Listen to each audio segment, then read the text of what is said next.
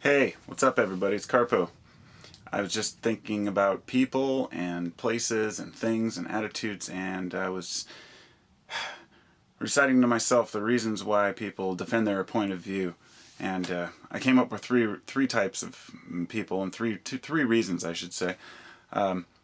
Number one, reasons for defending your point of view is that you're wrong and you know you're wrong and you're too arrogant to admit that you're right.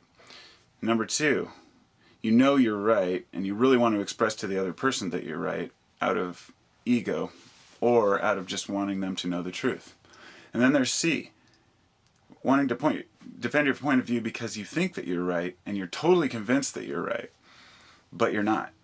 And as we all know, you can dig and find just about anything you want if you look hard enough. And when a person, say dismisses religion from another person, the person who's dismissing it will come up with a million reasons why a person shouldn't believe in religion. But really they're defending their point of view out of either discomfort because they're unsure about their own belief system, or B, because they truly believe that their belief system is right. But then there's the C, the people who believe their belief system is right, but it's wrong.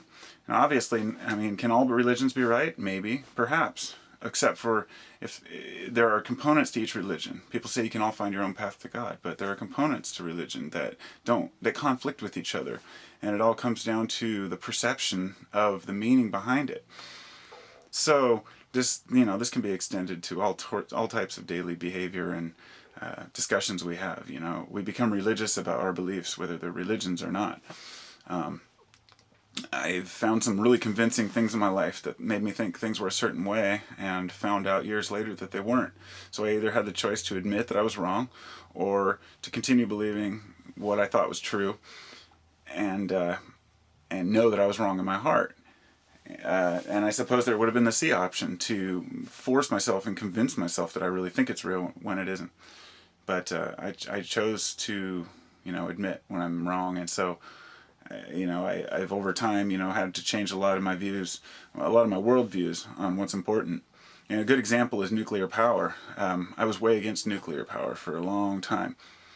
And then in my late 20s, I became a proponent of nuclear power after researching all these different systems of energy.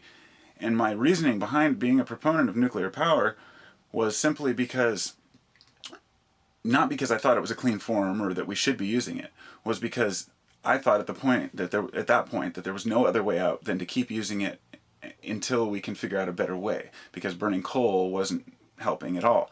And my idea in my mind was that we could take that nuclear waste and condense it down to at least one area, or in the future find, fungi and stuff that will, take it up. I don't know, I had something in the back of my mind that convinced me that this was one way out. And I had many discussions with people on it, and over a period of time I realized that that's not what I believed anymore. I was like, okay, I was wrong.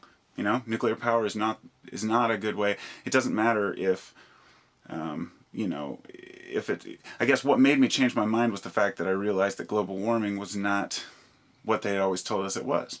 And that was another thing people had to really realize, that global warming's bullshit. It's not bullshit in the sense that it's not happening. It's a deeper cycle and has deeper roots. And there are, the methane releases in the ocean and whatnot, it goes on and on. But so I guess that's it. Defending your point of view is a wonderful thing to do, but just make sure that it's true, and don't be afraid in the end to find out that your point of view is incorrect. I've had many, many, many incorrect points of view in my life. So we all go on, we move on, we live our lives, and do the best we can in this world and try to get along with one another. So namaste.